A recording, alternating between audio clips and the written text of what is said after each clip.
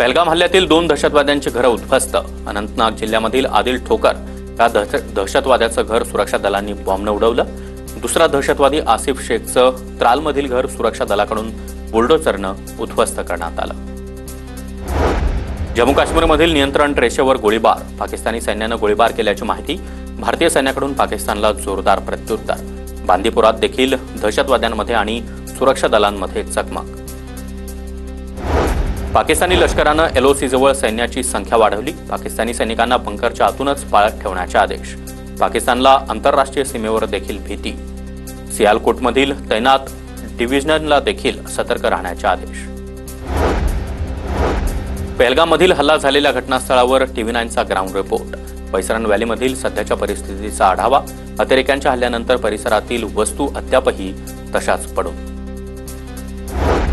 गृह मंत्रालयाकडून पाक संबंधित सर्वच व्हिसा रद्द करण्याचे निर्देश जारी। अमित शहांची सर्व राज्यांच्या मुख्यमंत्र्यांशी चर्चा। आपल्या राज्यामधून पाक लोकांना लवकर बाहेर काढण्याच्या सूचना। अधिकाऱ्यांसोबत झालेल्या बैठकीनंतर शहांचा मोठा निर्णय। लेफ्टनंट गव्हर्नर LG सिन्हा यांच्याकडून लष्कर प्रमुखांची भेट। यावेळी सिन्हा यांनी नॉर्दर्न कमांडच्या लष्कर प्रमुखांसोबत सुरक्षा परिस्थितीचा आढावा घेतला। हल्ल्यातील गुन्हेगारांना त्यांच्या कृत्याची मोठी किंमत मोजावी लागेल, LG सिन्हा यांचा इशारा।